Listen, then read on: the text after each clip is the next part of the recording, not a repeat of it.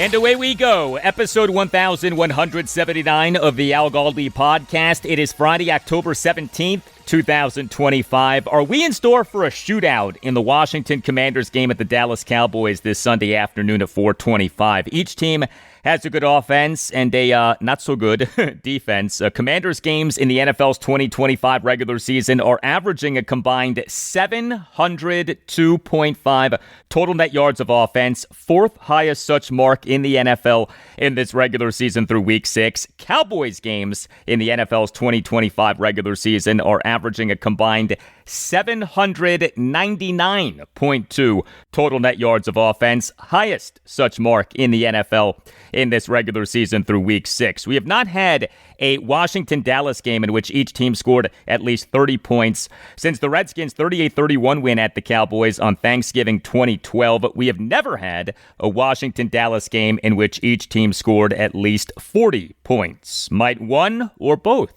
of those things change this Sunday? Hello and welcome to this Friday installment of the Al Galdi podcast. Coming up on the show, in-depth preview of Commanders at the Cowboys.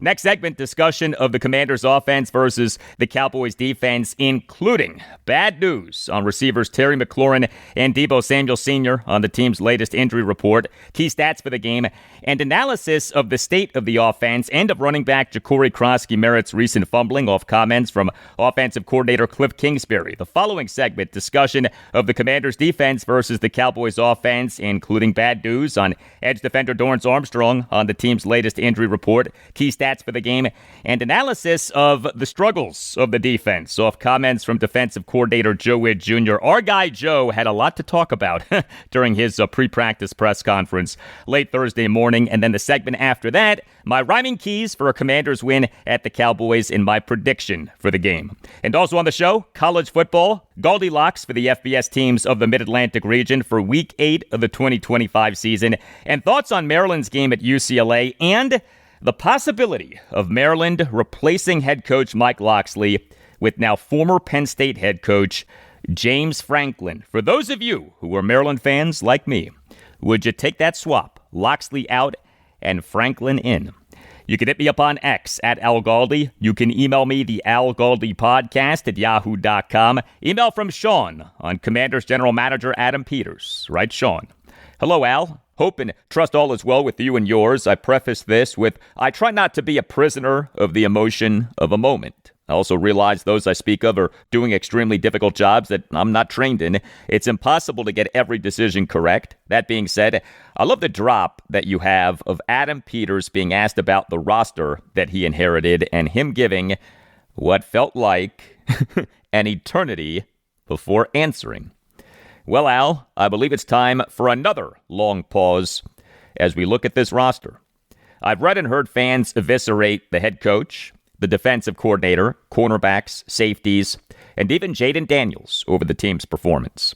I don't think the heat has been turned up nearly enough on Adam Peters. It is he who seems to have wasted year 2 of this rookie contract Jaden Daniels is on. It is Peters who may have snakebit this season before it even started. First of all, the best player on this team is Jaden. To me, that dictates that you throw more resources at the offense to accentuate your franchise quarterback. That's not what we have done. We have Kmart Blue Dot Special shopped for spare parts on this offense. Jaden Daniels had Malik Neighbors and Brian Thomas Jr. at Daniels' disposal when he was at LSU. Now, I know duplicating that talent pool in the NFL in the salary cap era is not possible. However, when you have Chris Moore as our leading receiver against the Bears this past Monday night, that's roster mismanagement of the worst kind. You knew before this season that Noah Brown was a high-risk injury concern. You let Olamide Zaccheaus and De'Ami Brown walk out of the door with no replacements. You brought in old, past their prime receivers in the form of Moore, KJ Osborne, and Michael Gallup. Can we not fall prey to the mindset that our franchise quarterback will elevate all of those around him? Well, it is true. Imagine what happens when he actually has weapons to disperse the football to. We have a defensive-minded head coach. I like Dan Quinn. He is a leader of men, but this isn't about Dan Quinn or Joe Whitt. Let's look at the roster that the general manager has assembled. The one-year deal model may need to be discarded. How about spending some free agent dollars on 27-year-old players and younger? Our team is so slow. The Lattimore trade is an unmitigated disaster. Whatever injury Jonathan Jones has had, at whatever percentage he is at, he has got to be better than Lattimore at this point. The defensive line received the most attention, and yet we still can't stop the run or generate a consistent pass rush. Our linebacking core has been assigned to make all tight ends Pro Bowl eligible with our inability to cover tight ends. We asked Jaden Daniels to be Superman every game, and yet we can never seem to get a stop on defense or generate a turnover to help him out. Could it be the general manager has failed the coaching staff in giving the players needed to run any defensive scheme at this point? Lastly, wasn't the draft supposed to be Adam Peters' superpower? Let Adam cook is a hashtag that you see often. Well, I believe Chef Gordon Ramsay would send the roster meal Peters has cooked back to the kitchen. Injuries occur with every team, correct? The NFL is a season of attrition. Well, if you hit on your early round draft picks, your depth should be able to fill in those spots that injuries inevitably cause. We used a second-round draft pick on a defensive tackle, Johnny Newton, who at best right now is a rotational piece on the defensive line that can't get off the field. We used a second-round pick on what has turned out to be a backup for John Bates' blocking tight end position. We used a third-round draft pick on a player drafted at the time due to his pedigree in the form of Luke McCaffrey. Now, I believe all three of these players have talent, but Al, should these guys have been picked in the rounds in which those guys were taken? Could Washington have not taken better players at positions of need with those picks? I remember the video of Adam Peters talking to Johnny Newton on the phone on draft day and saying, "We couldn't believe you were still there." Guess what, Al? The league could believe that. That's why Newton was still there. I believe more attention needs to be given to Adam Peters and this roster that he has assembled. His fingerprints are all over this roster. He gave a colonic to this roster, and almost any player who had any ties to the Ron Rivera regime was jettisoned. I get that. However, what Peters has replaced those players with is questionable at best. I get trying to raise the floor level of the talent of the roster, but it's my opinion that Peters needs to be analyzed in the same way that we are examining the head coach, coordinators, and players of this team. It is my assertion that Peters failed this team this past offseason, and for that, I give an equally long pause on my evaluation of the job that Adam Peters is doing. Take care, Al. I listen every day. Thank you for providing such a high-quality show. Well, thank you very much for that email, Sean. A very smart, well-written, well-thought-out email. I would, though, say this. Adam Peters this past offseason did do a good bit to bolster the offense around Jaden Daniels. Did Peters do enough? We can debate that, but Peters traded for a stud left tackle in Laramie Tunsil, traded for a legitimate number 2 receiver in Deebo Samuel Sr., and spent a first-round pick on an offensive tackle in Josh Connerly Jr., and all three of those moves right now look good. I'm not telling you that Peters has been perfect. No GM is, but as things stand right now, he, as Commanders GM, has had many more good moves than bad moves. Like, if you go transaction by transaction, you will find many more moves that have worked / are working than you will find moves that have not worked / are not working. I mean, his 3 biggest acquisitions this past offseason in terms of veteran acquisitions, Tunsil, Deebo, and interior defensive lineman Javon Kinlaw, who was signed as an unrestricted free agent, remember, to a surprisingly lucrative contract. All 3 of those acquisitions right now look quite good. All 3 of those guys have played really well so far this season. It still is too early to truly judge Peters' 2 draft classes as Commanders GM. As things stand right now, there's a good bit to like with the 2 draft classes, but we'll see. The jury is still out. Peters, to me, needs at least one more offseason to truly get this roster to be great. He, when he was hired as Commanders GM in January 2024, took over a roster that, as we all know, was atrocious. That is why he at his introductory press conference as Commanders GM famously gave us, yes, what I call the pause. Adam, David Aldridge with The Athletic. Welcome to D.C. I wonder what you think of the current roster. I believe that there's a few cornerstone pieces in this roster. I believe we have a lot of work to do, and that's just evaluating everybody, and that's going to start with the coaches. Yeah, the pause. A capital T in the word the and a capital P in the word pause. The pause.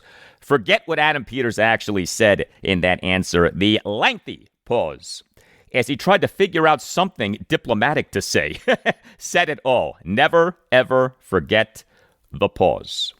Email from Justin Goldberg on Commanders kicker Matt Gay. Writes Justin, hey Al, Matt Gay missing a 50-yard field goal but then making a 53-yarder makes the argument for cutting him tricky. As you've said this week, Gay does just enough to keep his job. The biggest reason to cut Gay is because we are punting at the Bears 39 instead of attempting a 57-yard field goal. Today's kickers must be able to be consistent from 55 plus, and Gay is not. Thanks for taking the time to read my email. Must win in Dallas this weekend. Thank you for the email, Justin. Yeah, 50 is the new 40 for NFL kickers. Making a field goal of at least 50 yards in today's NFL is not the rarity that it was years ago. The problem is this. Okay, so the Commanders cut Matt Gay. Now what? Who's next? And are you sure that whoever is next is going to be better for you than Gay has been? Gay has not been all bad. He has been bad enough to where you don't have supreme confidence in him, okay? But he has not been all bad. He has made some significant field goals. Email from Chris Nace, lead attorney for the Nace Law Group, accident and injury lawyers, on the Commanders' woeful starts to recent games. Writes Chris, Al, it's like Jake Irvin and Mitchell Parker are starting for the Commanders with these horrid starts. Thank you for that, Chris. Good point. The Commanders over their last 3 games have a first quarter point differential of minus 25, and Washington Nationals starting pitchers Jake Irvin and Mitchell Parker, they for the 2025 regular season had 2 of the worst first inning ERAs in MLB. Irvin had a first inning ERA of 9.82, worst among all qualified pitchers in MLB. Parker had a first inning ERA of 6, tied for the 6th worst first inning ERA among all qualified pitchers in MLB. Parker got demoted to the bullpen late in the regular season. Maybe Jake Irvin and Mitchell Parker are secretly giving the Commanders advice on how to start games. So the person who the Commanders should be listening to is Chris Nace, the Nace Law Group, accident and injury lawyers. If you feel that you've been wronged, if you think that you've been wronged but aren't sure, contact the Nace Law Group, accident and injury lawyers, and mention that Al Galdi sent you. You could call 202-902-7611. You could also visit Washington, D.C., injurylawyers.com, and submit for a free, no-obligation case review. The Nace Law Group features compassionate lawyers and zealous advocates for its clients, led by the great Chris Nace, and founded in 1979. The Nace Law Group is a Washington, D.C.-based family law firm that handles medical malpractice, personal injury, birth injury, legal malpractice, and consumer protection cases, offering aggressive advocacy for victims in Washington, D.C. and West Virginia. The Nace Law Group is outstanding. It will fight for you and your family. The Nace Law Group can help you and your family make difficult decisions. The Nace Law Group has recovered millions of dollars for the sick and injured. If you have a case, contact the Nace Law Group. Call 202-902-7611 or visit Washington, D.C. injurylawyers.com and tell the Nace Law Group that Al Galdi sent you. That's 202-902-7611 or Washington, D.C. injurylawyers.com, and make sure that you mention that Al Galdi sent you. The Nace Law Group, accident and injury lawyers.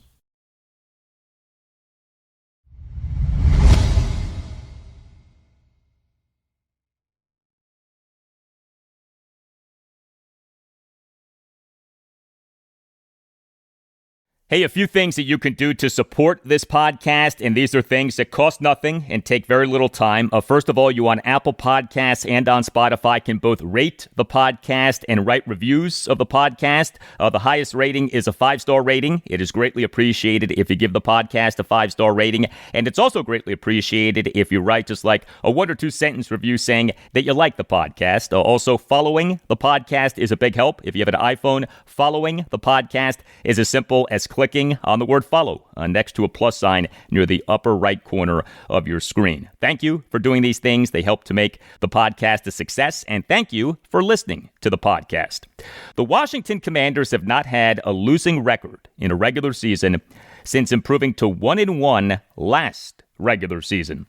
that can change this Sunday. The 3-3 Commanders at the 2-3-1 Dallas Cowboys this Sunday afternoon at 4:25. Next segment, we'll talk Commanders defense versus Cowboys offense. This segment, we talk Commanders offense versus Cowboys defense. Bad news on Commanders receiver Terry McLaurin. He on Thursday afternoon did not practice. This off on Wednesday afternoon, having been a limited participant in practice. Him practicing on Wednesday afternoon marked the first time that he practiced since suffering that quadriceps injury in the Commanders' 41-24 win over the Las Vegas Raiders at Northwest Stadium on September 21st. Now, the practice on Wednesday afternoon was more of a jog-through type practice. The practice on Thursday afternoon was a normal practice. That McLaurin didn't practice on Thursday afternoon is not a good sign, unless this was part of like a limited practice plan for him this week. That would be the one holdout for hope here. Head coach Dan Quinn did not speak to reporters on Thursday. He'll do so on Friday. Additionally, receiver Deebo Samuel Sr., he on Thursday afternoon did not practice for a second consecutive day. This due to his heel ailment, so neither of the team's top two receivers practiced on Thursday afternoon, and the team on Wednesday afternoon announced having placed the number 3 receiver, Noah Brown, on the reserve/injured list. Not ideal. Here are your Commanders' healthy receivers right now. Luke McCaffrey, Jalen Lane, Chris Moore on the active roster, Tay Martin, Jacory Brooks, Robbie Chosen, and Jacoby Jones on the practice squad. Again, not ideal. And so we on Thursday evening had reports that the Commanders were expected to sign unrestricted free agent receiver Treylon Burks to the practice squad with an elevation to the active roster coming quickly. And also with Commanders offensive players on Thursday's injury report, running back Chris Rodriguez Jr., he did not practice for a second consecutive day, this due to his calf ailment. Quarterback Jaden Daniels was a full participant in practice for a second consecutive day, but he has been listed on the injury reports this week due to his previously injured left knee.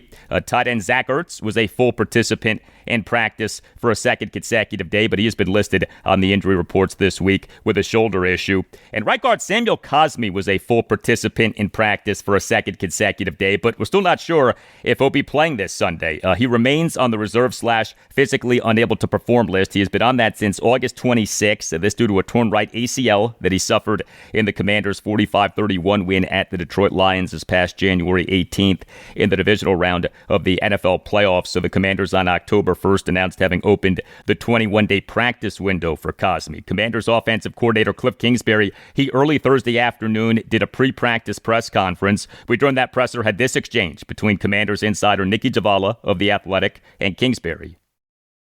How's Sam Cosmi looked since he's started practicing? Still working through it. You know, he's big physical, looks big, strong, fast. We'll see how that kind of progresses throughout the week, but I think he's made strides, so I'm not sure if it'll be this week, but I like what I've seen.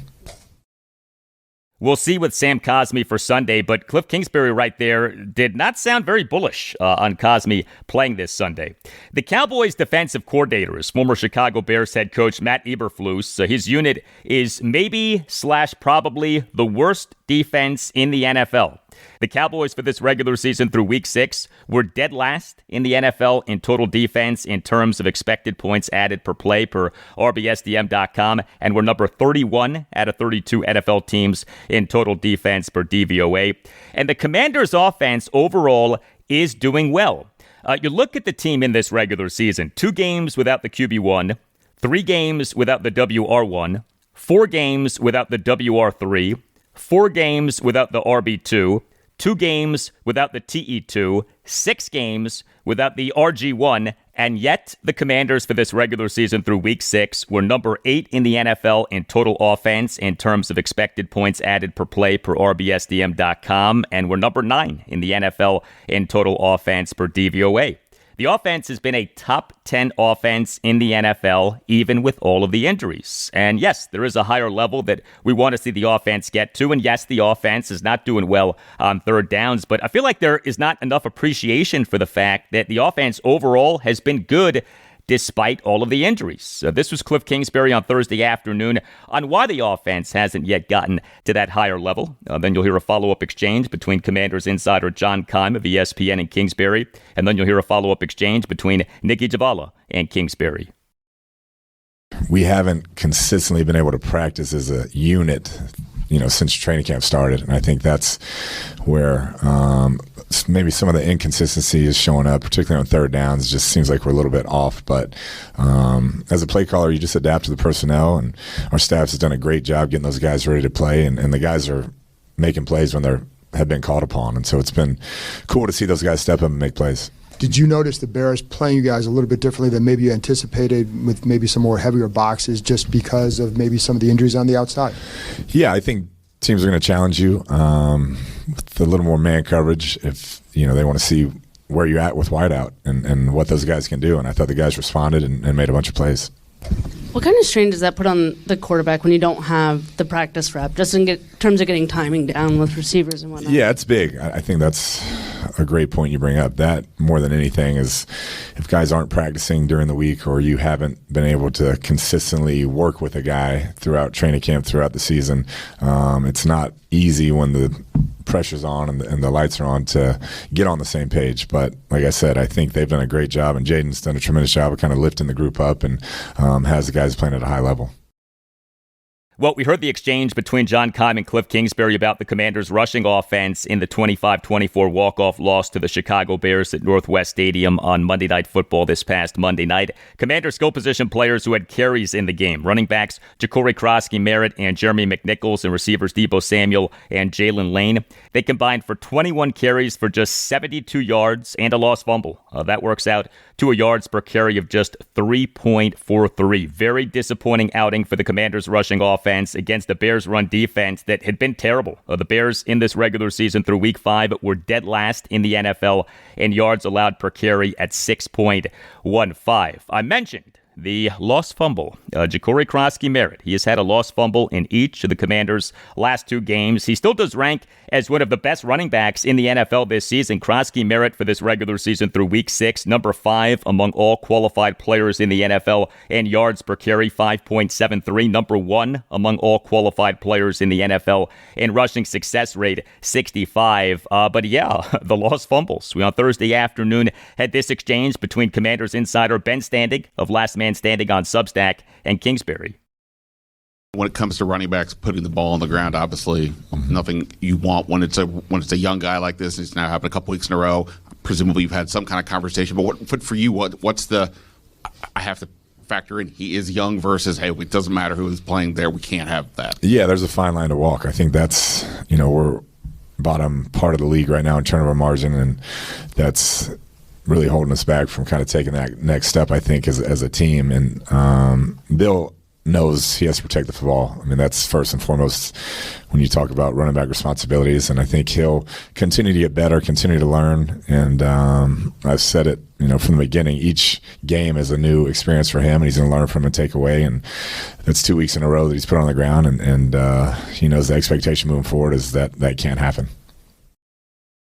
I do wonder if the Jacory Croskey-Merritt fumbling has anything to do with him just having not played a lot of football over the last 22 months. So he is a rookie who played in just 1 game in his final collegiate season. The Commanders took him in the 7th round of the 2025 NFL Draft out of the University of Arizona, for which he played in just 1 game in the 2024 college football season. This due to an eligibility issue with the NCAA. And I brought up the third down struggles for the Commanders offense. We on Thursday afternoon had this exchange between Commanders insider Tashawn Reed of the Washington Post and Kliff Kingsbury.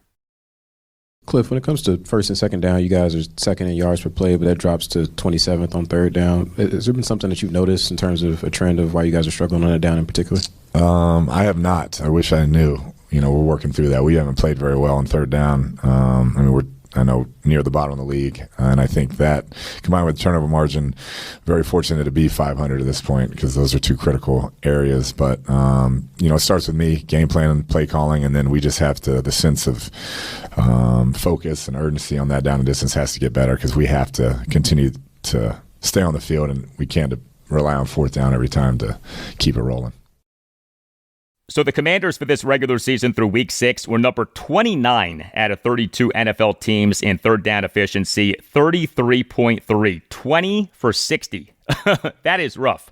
The good news is that the Cowboys for this regular season through week 6 were dead last in the NFL in lowest opponent's third down efficiency, 53.2, 42 for 79.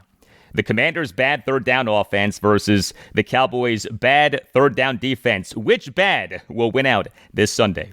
Hey, if you enjoyed this podcast, check out BGO Blind Pig, the official podcast of BGObsession.com. BGO Blind Pig is great. It is a roundtable discussion of the Washington Commanders. It's like you and a bunch of your buddies who are Commanders fans are hanging out and talking about the team. The conversation is smart and fun and respectful. You can find the BGO Blind Pig podcast on YouTube and on any major podcast provider. The latest episode examines the question mark that the Commanders' 2025 season has become. Make BGObsession.com the home for your burgundy and gold obsession, and make the BGO Blind Pig podcast part of your Commanders podcast rotation.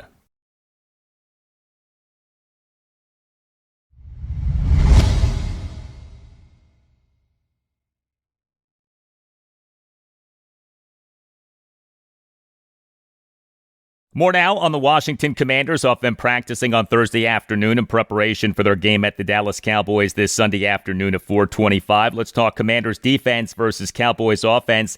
The Commanders injury report for Thursday listed 4 defensive players. Edge defender Dorance Armstrong did not practice for a second consecutive day. Not good. He's dealing with a hamstring injury that had him in and out of the Commanders' 25-24 walk-off loss to the Chicago Bears at Northwest Stadium on Monday Night Football this past Monday night. Better news, cornerback Jonathan Jones was a full participant in practice for a second consecutive day. The Commanders on Wednesday afternoon announced having opened the 21-day practice window for Jones. He has been on the reserve/injured list since September 17th. This due to a hamstring injury that he suffered in the Commanders' 27-18 loss at the Green Bay Packers on Thursday Night Football on September 11th. A linebacker, Ale Cajo, did not practice on Thursday afternoon due to illness. And also on the Commanders' injury report for Thursday in terms of defensive players was edge defender Drake Jackson. Get this. The Commanders on Thursday morning announced having placed Jackson on the reserve/injured list. This one day after announcing having signed the guy as an unrestricted free agent. Now, the reporting is that this was the plan by the team. Jackson is coming off a serious knee injury, so this appears to have been a stash acquisition. For the Cowboys, 3 key players coming off injury. Each guy on Thursday afternoon was a limited participant in practice for a second consecutive day. Those 3 players, receivers CeeDee Lamb and Kevontae Turpin, and right guard Tyler Booker. Lamb and Turpin are expected to be back playing on Sunday. Booker may be back as well. Commanders defensive coordinator Joe Whitt Jr. He late Thursday morning did a pre-practice press conference. This was Whitt during the opening statement of his presser on his defense's rather poor performance in that loss to the Bears. A couple of things, we didn't get any turnovers and they got 3. We had 3 opportunities. I mean, real opportunities on defense and 1 on special teams, so that makes 4. We dropped 2 and then the ball went up and we didn't get it. So what do we have to do as coaches? I mean, we got to put them in and expose them. We're doing different drills this week, exposing them to different ball drills to make sure that we come down with those balls. Sudden change, we talked about it the last 2 wins that we had when we got in sudden change, the offense turned the ball over, we didn't allow points, okay? This game, we allowed 13 points. All right, so that's not good enough. We went into this game, number 1 versus the screen, and they hit some screens on us for a number of yards, which was, new to us this year. And then the running back run game, they ran the ball for the first time, with the running back, they got significant yards. In our missed tackles, I think we're at 12%. That puts us at 17th in the league. If you're at 11%, that puts you in top 10. So 1% better in our missed tackles will get us where we want to be if you look at it from a ratio. If you just look at the raw number, which is, I don't think, a fair way of looking at it because of you take the tackles versus the missed tackles, and that's how you get the ratio from that standpoint. There were some positives from the game. I thought Payne played well, J.K. played well, Trey, and Frankie. But at the end of the day, we're here to win, and so we're not necessarily looking for positives. We're here to win. So As we have discussed, Joe Whitt at these Thursday press conferences says a lot. He gives lengthy, detailed opening statements. He gives lengthy, detailed answers. You could argue that he says too much, but I appreciate that he says what he says. You as a fan and or media member get a lot more insight into what's going on with the defense via what Whitt says. And unlike some coaches, Whitt, at least so far, has not gotten defensive or snippy or anything like that. His defense has been really bad in 3 of the Commanders' 6 games in the NFL's 2025 regular season. And Whitt so often during these Thursday press conferences has gotten questions on negative topics. But he each time, at least so far, has given a thorough, professional answer to the question. Tackling remains a problem for the Commanders. So they, for this regular season through Week 6 per Sport Radar, were number 29 out of 32 NFL teams in fewest missed tackles, 50. So think about that. 50 missed tackles over 6 games, an average of more than 8 per game. Unacceptable. We on Thursday morning had this exchange between Commanders insider Nikki Zavala of The Athletic and Joe Whitt. Going back to the missed tackles, is that difficult to work on in season? Just because you're not doing a ton of live hitting in practices. You want to maintain the guy's health in season. Like, is that a difficult thing to improve in season? I don't think for the simple fact that this is the NFL and this is how you have to practice in the NFL. There's nobody doing it any differently, okay? You have to make sure that you're getting your body, you're bending at the inner tackles in practice. We're not putting our, like yesterday was a walkthrough. So bend at the end, get your body in position, throw hands, and get multiple people there. Vice tackle. Don't leave a guy on a singular tackle when multiple people can be there. So you have to make sure the details of that because we know we're not going to the ground, but nobody's going to the ground at this time of the year. So like I said, right now, we're at 12% in missed tackles. If we get to 1% better, that's going to put us top 10. We get to 10%, that puts you top 5. So the margins are small in the NFL. You know what I'm saying? So we're at 17th right now. That's not where we want to be. We want to be top 10, moving into the top 5 in that area. So we will continue to work at it and get it done. All right. Another issue for the Commanders defense, takeaways. The Commanders in this regular season have a mere 3 takeaways over 6 games. That is atrocious. We on Thursday morning had this exchange between Mitch Tischler of Monumental Sports Network and Joe Whitt. Similar to Nikki's question about tackling with turnovers. Mm-hmm. Is it a year-to-year thing where you're working with the guys on different techniques, different games? Obviously, it's a little bit of ball luck in terms of picking them up, in terms of kind of creating those turnovers. It's something that you guys have preached since you've been here. How do you kind of amp that up as the season goes on? We got to do a better job as coaches and exposing them in the drills. We had 2 in our hands that we dropped. Okay, so why are we dropping them? All right, are we giving them those type of tips and overthrows type balls in practice enough? Are we giving the linebackers the drive throws when they have to fall back when they're in different spacings? We have to make sure as coaches that we expose to guys because I'm a firm believer of when we expose them when they understand it, they gonna make the plays. You know what I'm saying? So we'll do a better job of that. We hope so. Another disturbing aspect for the defense in the loss to the Bears, the run defense. The run defense had been pretty good, but the Commanders on Monday night allowed Bears running back DeAndre Swift, who had not been good, to have 14 carries for 108 yards. He had a yards per carry of 7.71. We on Thursday morning had this exchange between Donna Hopkins of Pro Football Plus and Joe Whitt. You talked a little bit about the running game last week to this week. What did you see, because you all were basically stopping the run. Yeah. What did you see some key things that you were doing last week that you have to clean up this week with stopping the run a little more? Yeah, still in between the tackles, the big guys did a nice job with Ken Law and Payne. We missed Eddie. It would have been nice to have him. But the ball on the C and D gaps, we're getting outside, and so we have to do a better job of setting edges and making sure that we're flowing.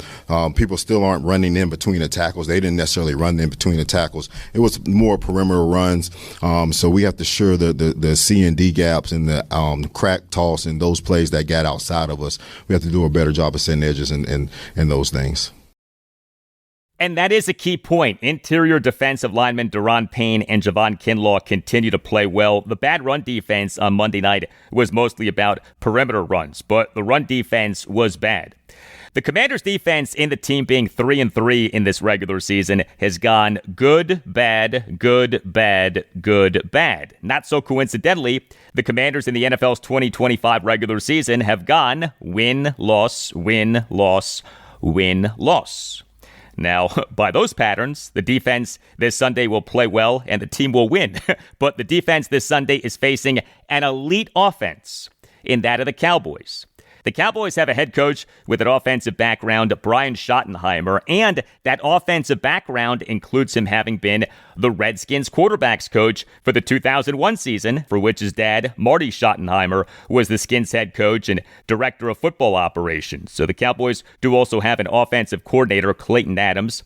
The Cowboys for this regular season through Week 6 were number 1 in the NFL in total offense in terms of expected points added per play per RBSDM.com, and were number 7 in the NFL in total offense per DVOA. The Cowboys' Dak Prescott, he for this regular season through Week 6 was number 2 among all qualified NFL quarterbacks in ESPN's total QBR, 79.2, was number 6 among all qualified NFL quarterbacks in expected points added per play per RBSDM.com. The Cowboys this past March acquired receiver George Pickens via trade with the Pittsburgh Steelers. He for this regular season through Week 6 was number 9 among all qualified players in the NFL in yards per reception, 16.41.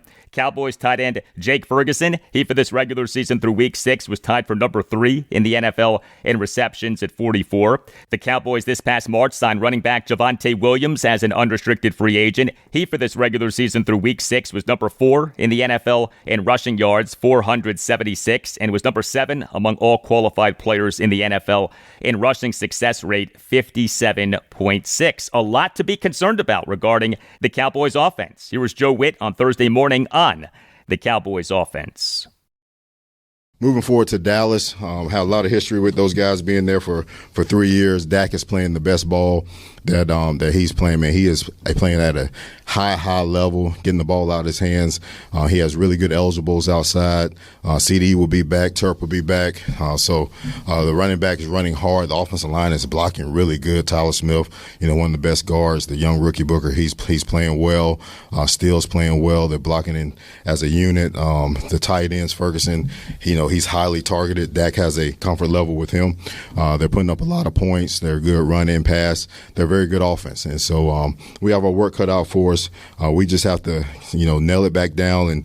And like I said, we're trying to get off this roller coaster. And like last week, I talked about not being on it, and we're staying on it. So hopefully we can get off and start playing consistent play. Yes, this has been quite the roller coaster with the Commanders' defense.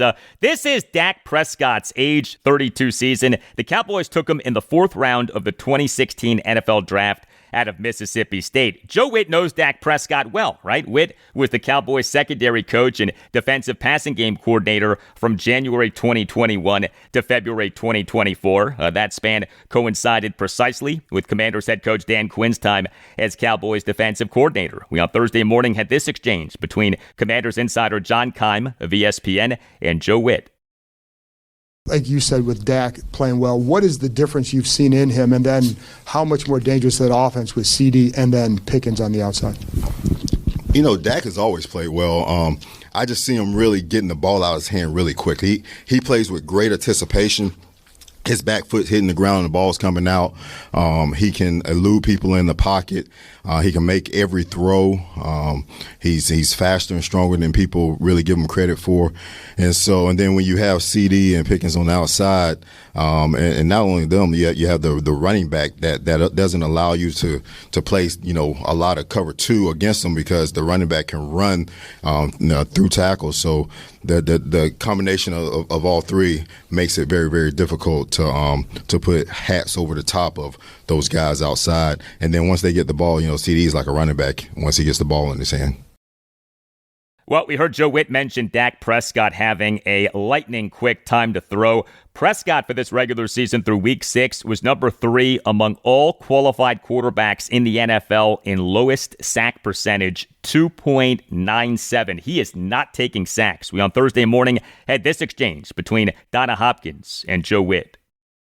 You talked about Dak, the year that he's having. Mm-hmm. What are some keys that you know that you all have to do to kind of like slow him up if possible?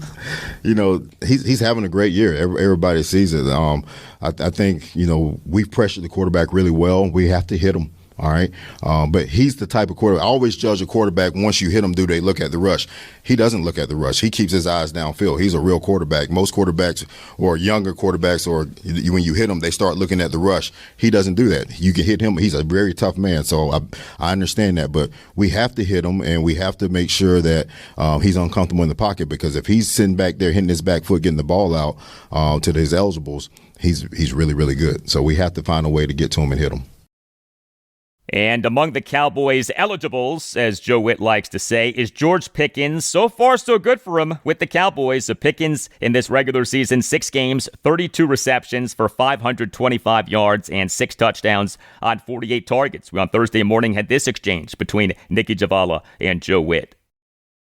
Looking at the Cowboys, what has George Pickens brought to this offense, and what challenge does he pose? He's one of the best deep ball catchers, body control to the catch in the league. I mean, he can run the slant and run away from you, but at the same time, his ability to track the ball and get body control to it is unique and rare. It's a lot like AJ Green was in his early years. I thought he was a really good deep ball catcher. This guy is along that line of what AJ used to do, where AJ was catching over his eyes. He has the ability to contort his body to go get it. Well, George Pickens was taken by the Steelers in the second round of the 2022 NFL Draft out of the University of Georgia. He, for the Steelers, could be a pain to deal with. That's a big part of why they traded him, but he has been good for the Cowboys so far. And so the latest chapter in the book, that is the 2025 Commanders defense, that's some book, gets written this Sunday. I'd like to think that this defense is focused and angry and motivated off the bad performance in the loss to the Bears. I'd like to think that the defense this Sunday will rise to the occasion of playing this elite offense in that of the Cowboys. But who the heck knows? We on Thursday morning had this exchange between Candy Waller of Bowie TV Sports and Joe Whitt. Hey, Coach, you've mentioned when I've asked previously about October football, what you wanted to see, you talked about the consistency. Yeah. So what are some of the things that you have seen consistently with your defense? Well, you know, our third down has been good, okay? We've our situation is, you know, third down, fourth down, we're getting off the fields in those situations. The ability to, you know, the completion percentage is down.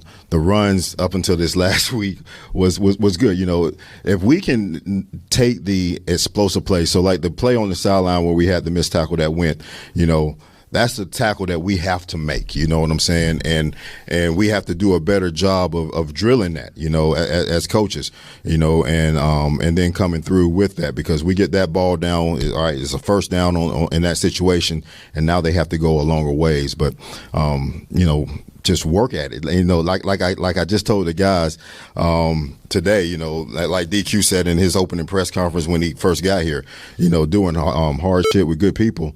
It's hard. Nobody said this was going to be easy, but we'll get it done. You know, that if we're going to walk around here and with a negative cloud on us, which we're not, which I'm not, you know, because that's not productive. All right, we're going to work at it. We're going to try to find ways. We're going to be creative.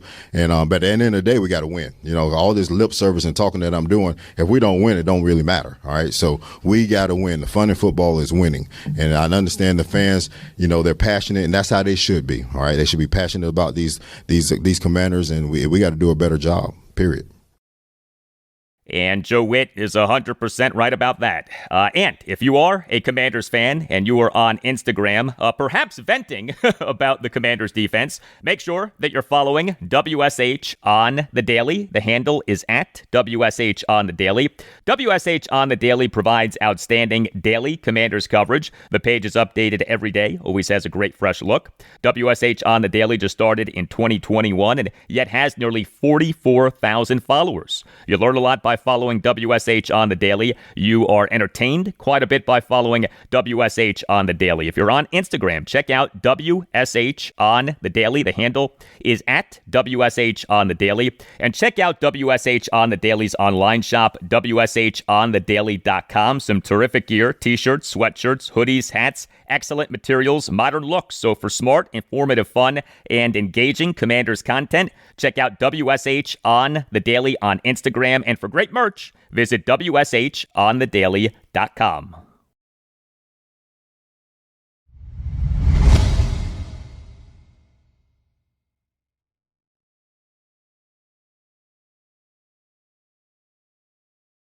It's a funny deal, the history between the Washington Commanders franchise and the Dallas Cowboys franchise. The Commanders franchise is just 49, 79, and 2 all-time in regular season and postseason games against the Cowboys franchise. Yes, 30 games below 500, and yet Washington has won the two biggest games between the two franchises. December 31st, 1972, a 26-3 win for the Redskins over the Cowboys at RFK Stadium in the NFC Championship game for the 1972 season. And January 22nd, 1983, a 31-17 win for the Skins over the Cowboys at RFK Stadium in the NFC Championship game for the 1982 season. As much as the Cowboys have done well against Washington in regular season games, Washington has won the two biggest games between the two franchises. Never forget that. My friends, it is that time, the time to rhyme. It is time for Rhyming Keys, my keys to a Commanders win in rhyming fashion. Now, these rhymes, they are not meant to be good, and they are not good. They are quite bad, in fact. The rhymes are only meant to make a few points, and in fact, I have a saying for this segment, indeed a rhyme for this segment. The saying is counterintuitive, but trust me, the saying is true. The worse the rhyme, the better the time. And so here we go. Hardcore analysis combined with scheduled fun. Rhyming keys for Commanders at the Cowboys. How do the Commanders win this game? We now rhyme the ways. Rhyming key number 1. This is for Commanders quarterback Jayden Daniels. It's not fair. It's kind of whack. But put on the Superman cape and outdo Dak. The basic, obvious, on-paper scenario for this game is the Commanders and Cowboys offenses are good, and the Commanders and Cowboys defenses are bad. And so this game has all of the makings of a shootout. The Commanders defense cannot be trusted. Hopefully it plays well in this game, but raise your hand if you're counting on that, especially given the excellent season that Cowboys quarterback Dak Prescott is having. Also, the Commanders' rushing offense, yes, it overall has been good this season, and yes, the Cowboys' run defense has been bad this season, but the Chicago Bears' run defense was bad, right? And yet the Bears stuffed the Commanders' rushing offense in the 25-24 walk-off loss to the Bears at Northwest Stadium on Monday Night Football this past Monday night. And so it just may be that Jayden Daniels, as was the case so often last season, needs to carry the Commanders to a win. Needs to be Superman. Now, he figures to be ultra-motivated, given that he in that loss to the Bears committed 2 costly turnovers. But what should not be overlooked is that Daniels, since returning from his 2-game absence caused by a left knee injury, has played well, including having a number of chunk yardage completions. Daniels, in the 27-10 win at the Los Angeles Chargers on October 5th, had a yards per pass attempt of 8.88. Daniels in the loss to the Bears had a yards per pass attempt of 8.12. Also, Daniels over the 2 games has 18 carries for 91 yards. I do want to see his option/design runs be better, but his scrambles have been great. Superman Jayden Daniels. Superman JD5. Will we see that guy this Sunday? Rhyming key number 1. This for Jayden Daniels. It's not fair. It's kind of whack. But put on the Superman cape and outdo Dak. Rhyming key for Commanders at the Cowboys number 2. This is for the Commanders' defensive line.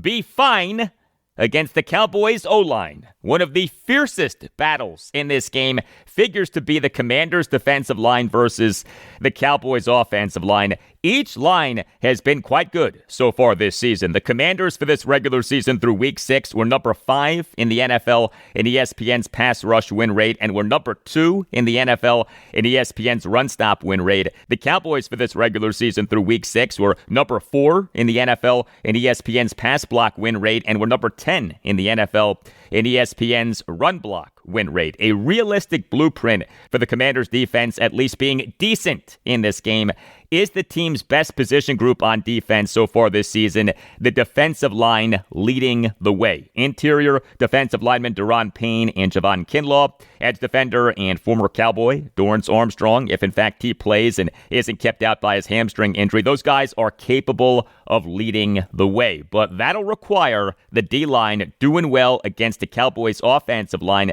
that has been good and may well be getting back its number 1 right guard, Tyler Booker, from injury. But the defensive line doing well would go a long way toward the Commanders maybe not getting carved up by Dak Prescott and maybe not getting shredded by Cowboys running back Javonte Williams. And so rhyming key number 2, this for the Commanders' defensive line, be fine against the Cowboys' O-line. And rhyming key for Commanders at the Cowboys number 3, this is for Commanders' special teams, be slick against this unit led by Nick. I told you, these rhymes are not good.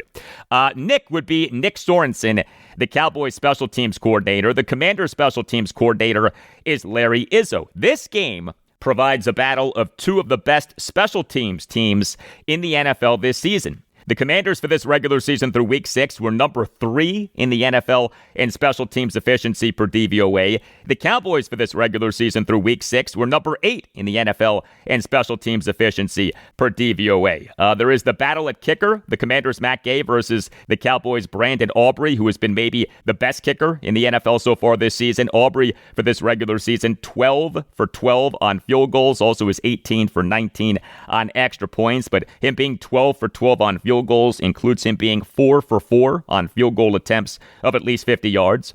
There is the battle at returns. The Commanders receiver Luke McCaffrey for this regular season through Week 6 was number 2 among all qualified kickoff returners in the NFL in yards per kickoff return, 31.5. Commanders receiver Jalen Lane, he for this regular season through Week 6 was number 4 among all qualified punt returners in the NFL in yards per punt return, 14.3.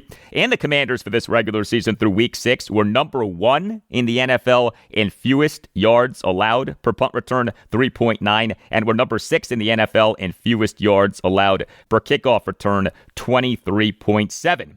The Cowboys would appear to have the edge at kicker, but the Commanders have the edge at punter. Trustway has been better than Brian Anger so far this regular season and have the edge on returns, although the Cowboys for this game are expected to get back receiver and kickoff and punt returner KaVontae Turpin from a foot injury.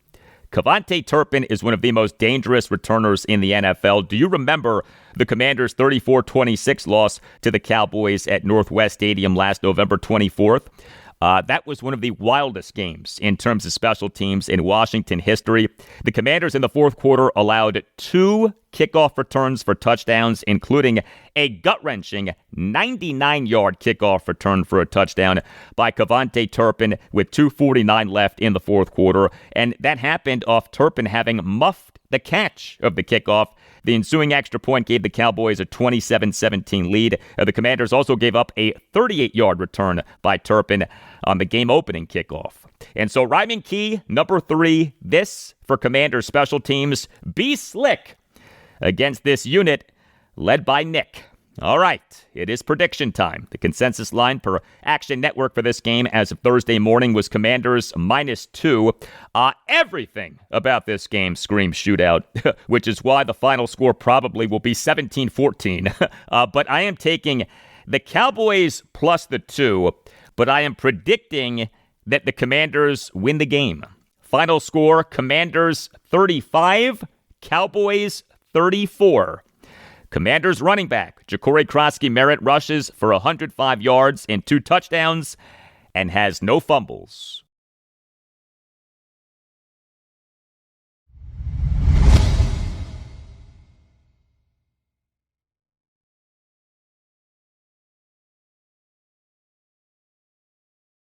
All right, time now to talk college football. Time now for Goldilocks. My picks for the 7 FBS teams of the Mid-Atlantic region: Maryland, Navy, Virginia Tech, Virginia, James Madison, Old Dominion, and Liberty. You surely have heard of Goldilocks and the 3 Bears. Well, this is Goldilocks, which helps you, as the great Snoop Dogg once said, make money, money. Make money, money, make money, money, money.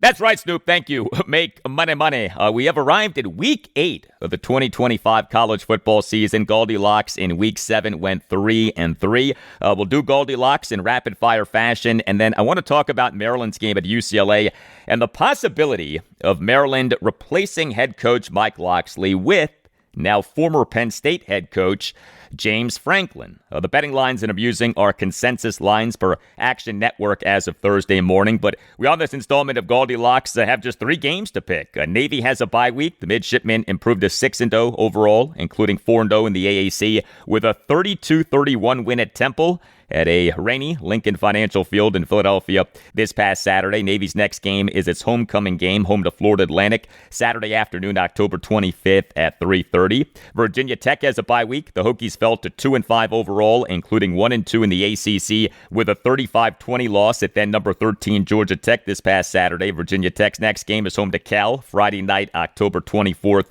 At 7:30, and Liberty just played on Tuesday night. The Flames improved to 3-4 overall, including 2-1 in Conference USA, with a 30-27 win over New Mexico State at Williams Stadium in Lynchburg, Virginia. This past Tuesday night, Liberty blew a 26 halftime lead, but overcame a 27-20 fourth quarter deficit. Liberty's next game is not until November 1st. Home to Delaware on Saturday afternoon, November 1st at 3:30. So here we go. Maryland at UCLA, Saturday night at 7. The Terrapins plus 3.5.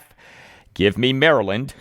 Number 18, Virginia, has its homecoming game, home to Washington State, Saturday evening at 6:30. The Cavaliers minus 17.5.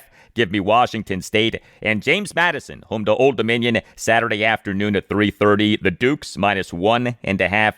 Give me James Madison. A big game for Maryland at UCLA on Saturday night at 7. The Terps have lost 2 consecutive games since a 4-0 start, are 4-2 overall, including 1-2 in the Big Ten. And these last 2 games, 2 losses at home, have been tough. October 4th, a 24-20 home loss to Washington in a game in which the Terps blew a 20-0 third quarter lead. And last Saturday, October 11th, a 34-31 home loss to Nebraska. The Terps in that game overcame a 24-14 second quarter deficit, but blew a 31-24 fourth quarter lead. They won the third quarter 14-0, but then lost the fourth quarter 10-0. Maryland's defense overall has been good, but the defense in that loss to Nebraska got shredded. 2 rough losses for the Terps at CQ Stadium in College Park, Maryland, these last 2 Saturdays. And so now the Terps have this game at UCLA. They flew to California on Thursday morning, so they're already in Cali. UCLA is just 2-4 overall, but that includes being 2-1 in the Big Ten. 2 consecutive wins for the Bruins, a 42-37 home win over then number 7 Penn State on October 4th of that game, a game that helped to get James Franklin fired as Penn State head coach, and then a 38-13 win at Michigan State last Saturday afternoon, October 11th. So Maryland is coming off back-to-back rough losses. UCLA is coming off back-to-back big wins. So here was Terps head coach Mike Locksley during the opening statement of his press conference this past Tuesday. At the midway point of our season, game 6 here, and a lot of reason for frustration for us the last couple of weeks of not being able to finish and get it done. But I also will say that it's also a lot of optimism in our program because of how we've played, this first half of the season. And so the frustration stems from knowing the kind of team that we have and the type of work that these guys have put in and the buy-in that we've gotten from each and every one of the players, our staff, and then the optimism, obviously, because I know this team is different than any team that I've had a chance to coach here during my tenure as the head coach. We play very clean in games. We don't turn the ball over. Our margin of error on offense has been the three lowest margin of errors that I've seen. I think we had 5.8% of the plays we had on Saturday contained a self-inflicted, a drop, a fumble, interception, penalty on offense, a sack. 5% of the plays we had contained one of those self-inflicted wounds on offense. Our defense continues to turn the ball over, get turnovers from the opponent. And so when you look at those small victories and the progress that we've made, playing clean, getting turnovers, doing things like that, what we got to do now is figure out how to finish in the fourth quarter. And, for the last two games, it's my job to figure that out, and I think we've gotten to the gist of it. I see a tremendous amount of growth in this team each and every game we play. When we emphasize things, I see them work to get it fixed. And hopefully what needs to be fixed has been fixed. Mike Locksley, a few minutes later in his press conference this past Tuesday, detailed some of what needs to be fixed as we had this exchange between Gene Wong of the Washington Post and Locksley. Yeah, Mike, you mentioned just a minute ago about getting the gist of it in fourth quarter and closing. How has that kind of been addressed in practice and in meetings the past couple of days? Yeah, it's a double-edged sword for me. Going into the season, depth has been an issue, and so what I have to do, and this is, again, I always look at it, what things can I do better to maybe fix some of the issues. And when you look at the way last week we didn't finish in the fourth quarter. The last 4 minutes of the fourth quarter, we had opportunities to, and I saw our tackles, the missed tackles really jumped out to me in the fourth quarter. I saw our lack of execution, our inability to make plays that are there to be made, and it was coming from most of our really good players that have made plays all game long. And so, one of the things that I've come up with, and again, it's just really deep diving, is I got to do a better job of getting some younger players, some guys in a little earlier in the first, second quarter to take some plays off of the veteran starters. I mean, if you look at the amount of reps that guys like Daniel Wingate has had to take for us, and a freshman like Zaire Mathis and the amount of plays he has to play, it's my job to try to figure out how, instead of him playing 70 plays, how do I get him to play 55 plays, bring a young Flowers 23 or Michael Harris, let them play a little bit more earlier in the game so that our best players are in the best possible position to make plays in the fourth quarter. And that's me. That's what I have to do. And what I've challenged each and every one of our people in our program is, let's all take a deep dive into the things we can do. I challenged our starters, the really good players, about it's not just me having to adjust to make sure you get and you can get to the fourth quarter. It's about recovery during the week. It's about your sleep. It's about your nutrition. Knowing that we have a smaller size team than we've had in the years past, it's up to all of us to make some adjustments to ensure we're playing our best when we need to. And I think our players understand that. I see it a lot more clear now as a head coach, and we're working to get that fixed.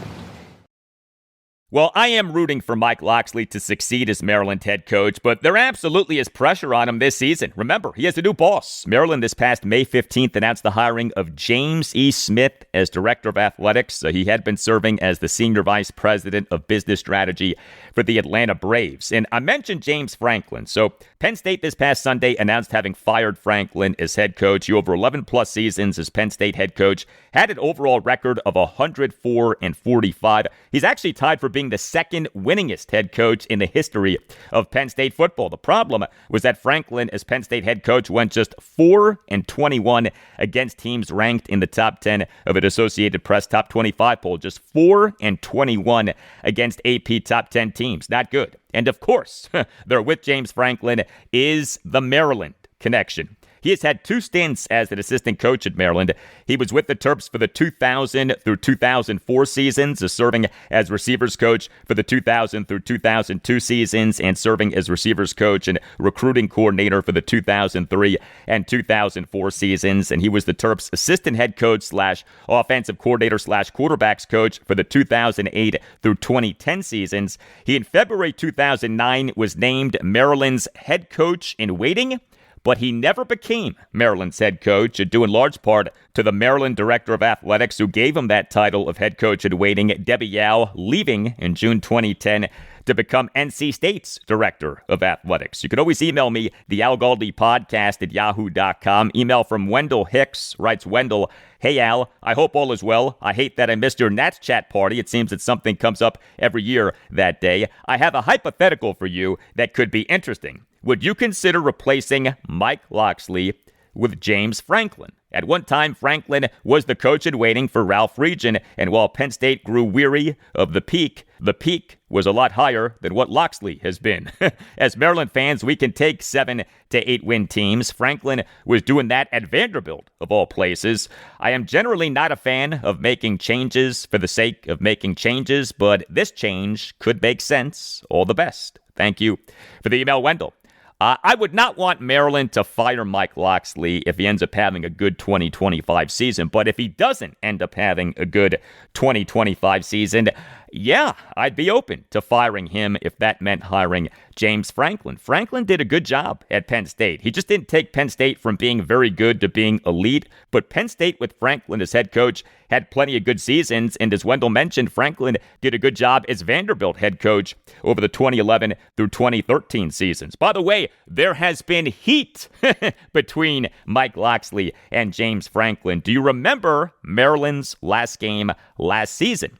Maryland's 2024 season ended with a 44-7 loss at Penn State last November 30th in a game that dropped Maryland to 0-36 against ranked Big Ten teams since joining the conference beginning with the 2014 season. Penn State for that game was the number 4 team in the FBS for the college football playoff rankings and was the number 13 team in the FBS in the Associated Press Top 25 poll. But Locksley and Franklin had a contentious conversation during their post-game handshake as Locksley was upset that Penn State scored a touchdown on the final snap of the game. There's also this.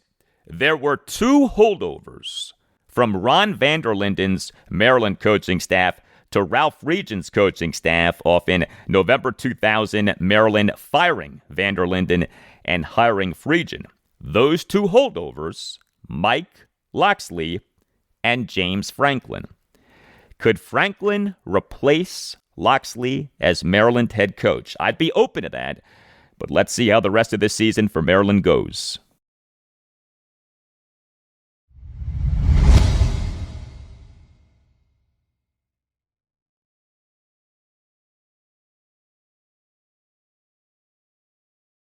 And that'll do it for you and me for now. Keep the feedback coming. You can hit me up on X at Al Galdi. You can email me, the Al Galdi podcast at yahoo.com. Monday show, episode 1180. We'll have a lot for you on the Washington Commanders. In-depth reaction to and analysis of their game at the Dallas Cowboys this Sunday afternoon at 4:25. Also on Monday show, I'll discuss the Washington Capitals. They have 2 games this weekend. Home to the Minnesota Wild Friday night at 7 and home to the Vancouver Canucks Sunday afternoon at 12:30. And on Monday's show, we'll discuss college football as we on Saturday have games for 4 of the 7 FBS teams of the Mid-Atlantic region. Have a great weekend, and I'll talk to you on Monday. Adam, David Aldridge with The Athletic. Welcome to D.C. I wonder what you think of the current roster. I believe that there's a few cornerstone pieces in this roster. I believe we have a lot of work to do, and that's just evaluating everybody. And that's going to start with the coaches.